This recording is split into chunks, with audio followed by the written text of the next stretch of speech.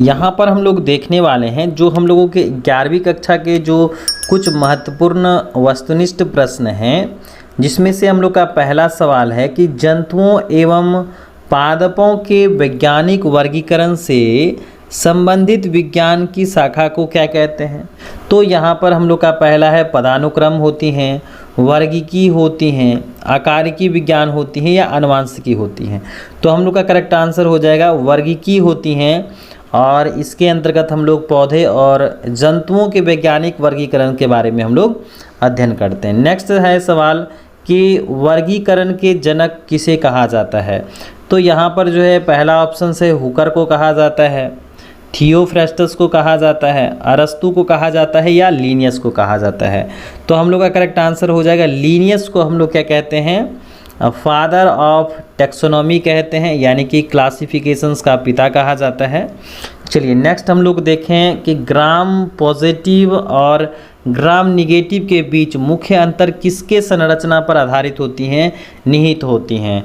पहला ऑप्शन है सीलिया के आधार पर, दूसरा है कोशिका भित्ति के आधार पर, कोशिका झिल्ली के आधार पर या कोशिका द्रव के आधार पर। तो हम लोग का करेक्ट आंसर हो जाएगा कोशिका भित्ति के आधार पर, यानी कि क्रिश्चियन ग्राम नाम के वैज्ञानिक ने कोशिका भित्ति के आधार पर जीवाणुओं को क्या किया है, ग्राम पॉजिटिव और ग्राम निगेटिव में बांट दिया गया। तो करेक्ट आंसर हो जाएगा कोशिका भित्ति हो जाएगा। नेक्स्ट सवाल है कि निम्नलिखित में से कौन मोनेरा का अपवाद है।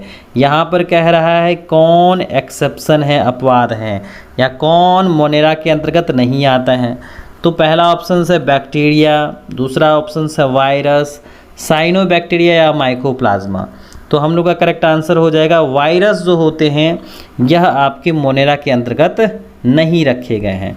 चलिए नेक्स्ट सवाल हम लोग देखें कि वह जीव जिसमें कोशिका भित्ति पूर्णतः नहीं होती हैं, जो छोटी कोशिका होती हैं, ऑक्सीजन के बिना भी रह सकती हैं, तो वह कौन सी कोशिका हैं। तो हम लोग का करेक्ट आंसर हो जाएगा माइकोप्लाज्मा। क्या है, माइकोप्लाज्मा है दुनिया की सबसे छोटी कोशिका होती हैं, और इसमें क्या होता है, कोशिका भित्ति एब्सेंट होती हैं, इसीलिए इसको हम लोग क्या कहते हैं, जोकर्स ऑफ माइक्रोबायोलॉजी कहते हैं। चलिए नेक्स्ट सवाल देखें कि नीलहरित शैवाल को भी कहा जाता है। नीलहरित शैवाल को क्या कहा जाता है, साइनोबैक्टीरिया कहा जाता है, यू बैक्टीरिया कहा जाता है, आर्की बैक्टीरिया कहा जाता है या विषमपोषी जीवाणु कहा जाता है। तो हम लोग का करेक्ट आंसर हो जाएगा साइनोबैक्टीरिया कहा जाता है, और ये मुख्यतः जो है धान के खेतों में पाए जाते हैं। चलिए नेक्स्ट सवाल देखें, पादप जगत में सबसे निचले स्तर पर या निचले स्थान पर निम्नलिखित में से कौन सा पौधा होता है। तो आपका थैलोफाइट्स होते हैं, फेनेरोगैमस होते हैं, टेरिडोफाइट्स होते हैं या ब्रायोफाइट्स होते हैं। तो हम लोग का करेक्ट आंसर हो जाएगा थैलोफाइट्स जो होते हैं यह निम्नतम पौधे होते हैं।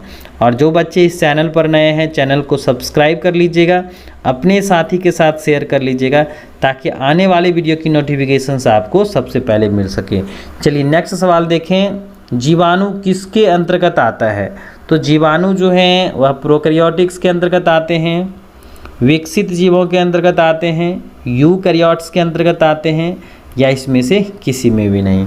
तो चलिए यहाँ पर जो है करेक्ट आंसर क्या हो जाएगा, ये आते हैं आपके प्रोकैरियोटिक्स के अंतर्गत आते हैं। चलिए नेक्स्ट सवाल देखें कि 5 जगत वर्गीकरण किसने दिया है। पहला ऑप्शन है लीनियस साहब ने दिया है, अरस्तु ने दिया, ब्राउन नाम के वैज्ञानिक ने दिया, या व्हिटेकर नाम के वैज्ञानिक ने दिया। तो चलिए हम लोग का करेक्ट आंसर हो जाएगा व्हिटेकर ने जो है 1969 ईस्वी में जो है 5 जगत वर्गीकरण के बारे में बताया। चलिए नेक्स्ट देखें लाइकेंस क्या होता है। तो ये लाइकेंस जो होते हैं आपके शैवाल होते हैं, कवक होते हैं, शैवाल तथा कवक दोनों होते हैं या सभी होते हैं। तो हम लोग का करेक्ट आंसर हो जाएगा शैवाल तथा कवक दोनों होते हैं। चलिए नेक्स्ट हम लोग देखें शैवाल किसके अंतर्गत आता है। चलो भाई, शैवाल किसके अंतर्गत आता है। पहला है थैलोफाइटा के अंतर्गत आता है, ब्रायोफाइटा के अंतर्गत आता है, टेरिडोफाइटा के अंतर्गत आता है, या इनमें से सभी में आता है। तो शैवाल कहाँ आएंगे, थैलोफाइट्स के अंतर्गत रखे गए हैं। चलिए नेक्स्ट देखें जोकर्स ऑफ माइक्रोबायोलॉजी किसे कहा जाता है। पहला ऑप्शन है जीवाणु को कहा जाता है, विषाणु को कहा जाता है, प्रोटोजोआ को कहा जाता है या माइकोप्लाज्मा को कहा जाता है? तो यहाँ पर करेक्ट आंसर हो जाएगा माइकोप्लाज्मा को जोकर्स ऑफ माइक्रोबायोलॉजी कहा जाता है। नेक्स्ट है कोशिकाओं के समूह को क्या कहा जाता है? उत्तक कहा जाता है, भ्रूण कहा जाता है, अंग कहते हैं या इनमें से कोई भी नहीं कहते हैं? तो कोशिकाओं के समूह को क्या कहते हैं? उत्तक कहते हैं, टिश्यूज़ कहते हैं। चलिए नेक्स्ट हम लोग देखें, कवक के अध्ययन को हम लोग क्या कहते हैं? तो कवक के अध्ययन को हम लोग फाइकोलॉजी कहते हैं या फिर माइकोलॉजी कहते हैं, जीवाणु विज्ञान कहते हैं या कोई नहीं? तो करेक्ट आंसर हो जाएगा माइकोलॉजी जो होता है वह कवकों का अध्ययन होता है। चलिए नेक्स्ट देखें, नील हरित शैवाल को क्या कहा जाता है? तो नील हरित शैवाल को हम लोग साइनोफाइसी कहते हैं। तो यहाँ पर ध्यान रखिएगा, क्लोरोफाइसी का मतलब होता है हरी शैवाल होता है, और रोडोफाइसी का मतलब होता है लाल शैवाल होता है, और फेयोफाइसी का मतलब होता है भूरी शैवाल। तो यहाँ पर हम लोग का करेक्ट आंसर हो जाएगा साइनोफाइसी नील हरित शैवाल। चलिए अब हम लोग नेक्स्ट सवाल देखें कि कौन सा पादप साम्राज्य भूमि और जल दोनों पर जीवित रह सकता है? तो दोनों पर जीवित रहेगा भाई, तो उसको हम लोग क्या कहेंगे? ट्रैकियोफाइटा कहेंगे, टेरिडोफाइटा कहेंगे, थैलोफाइटा कहेंगे या ब्रायोफाइट्स कहेंगे? तो इसको हम लोग क्या कहेंगे? ब्रायोफाइटा कहेंगे। चलिए नेक्स्ट सवाल है कि एक पौधा जिसमें बीज तो होते हैं लेकिन फूल और फल नहीं होते हैं, इसमें से पहला ऑप्शन है ब्रायोफाइट्स, जिम्नोस्पर्म्स, मॉस या टेरिडोफाइट्स? तो हम लोग का करेक्ट आंसर हो जाएगा जिम्नोस्पर्म्स, यानी कि इसमें बीज तो लगते हैं लेकिन यह पौधों पर खुले अवस्था में पाए जाते हैं। तो ध्यान रखिएगा, जिम्नोस जो होता है और स्पर्मा, जिम्नोस का अर्थ होता है खुला हुआ, है ना, या नेकेड होता है, और स्पर्मा का मतलब होता है बीज, यानी एक ऐसा पौधा जिसमें बीज तो होते हैं लेकिन बीज फल के अंदर नहीं होते हैं, तो उसको हम लोग क्या कहते हैं? जिम्नोस्पर्म्स कहते हैं। चलिए नेक्स्ट सवाल देखें कि बीज रहित संवहनी उत्तक वाले पौधे हैं, एंजियोस्पर्म्स हैं, टेरिडोफाइट्स हैं, ब्रायोफाइट्स हैं या जिम्नोस्पर्म्स हैं? तो हम लोग का करेक्ट आंसर हो जाएगा टेरिडोफाइट्स जो होते हैं इसको हम लोग क्या कहते हैं? फर्स्ट लैंड प्लांट्स कहते हैं, यानी कि इसमें बीज रहित होता है, यानी कि इसमें बीजाणु बनते हैं और संवहनी उत्तक का विकास होता है। तो ध्यान रखिएगा, टेरिडोफाइट्स को हम लोग क्या कहते हैं? पादप जगत का सरीसृप कहते हैं। क्या कहते हैं? पादप जगत का सरीसृप कहा जाता है, यानी रेप्टाइल्स कहा जाता है। पादप जगत का सरीसृप कहा जाता है। नेक्स्ट सवाल देखें कि शैवाल किसके अंतर्गत आता है? तो करेक्ट आंसर हो जाएगा थैलोफाइट्स के अंतर्गत आते हैं, क्योंकि इसमें रूट, स्टेम, लीफ ये सब नहीं डिफ्रेंशिएट करते हैं। नेक्स्ट सवाल है, दोहरा निषेचन किसकी विशेषता है? पहला है शैवाल की विशेषता है, जिम्नोस्पर्म्स की हैं, कवक की हैं या एंजियोस्पर्म्स की हैं? तो करेक्ट आंसर हो जाएगा एंजियोस्पर्म्स की होती हैं। नेक्स्ट सवाल है, पीठ के निर्माण के लिए कौन जिम्मेदार होता है? आपका रिक्सिया होता है, स्फैग्नम होता है, मार्केंसिया होता है या फ्यूनेरिया होता है?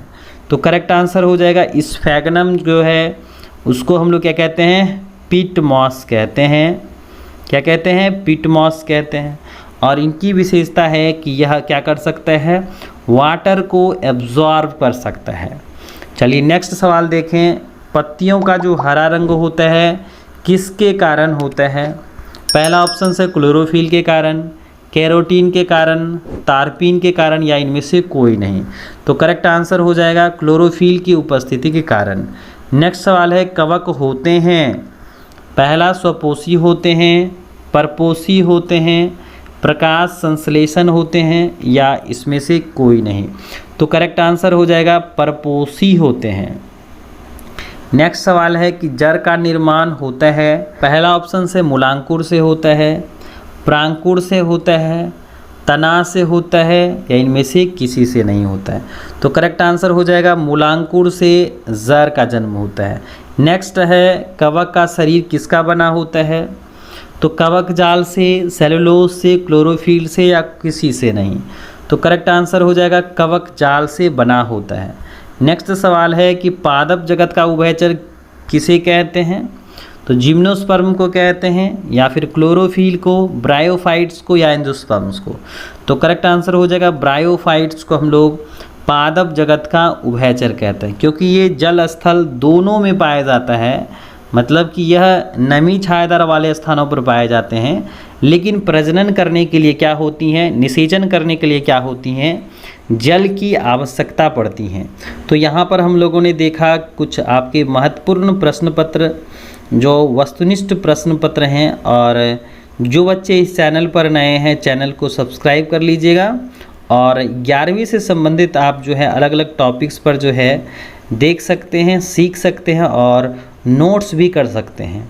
और अगर कोई भी बच्चे अगर जीव विज्ञान के जो हैं डिफरेंस देखना चाहते हैं अलग अलग टॉपिक्स पर, तो आप हमारे चैनल के प्लेलिस्ट में जाइए, वहाँ पर आप जीव विज्ञान के अलग अलग टॉपिक्स के बारे में अंतर सीख सकते हैं, समझ सकते हैं और हिंदी में नोट्स भी कर सकते हैं। तो चलिए आज के लिए बस इतना ही। हम लोग मिलते हैं एक नेक्स्ट वीडियो में एक नए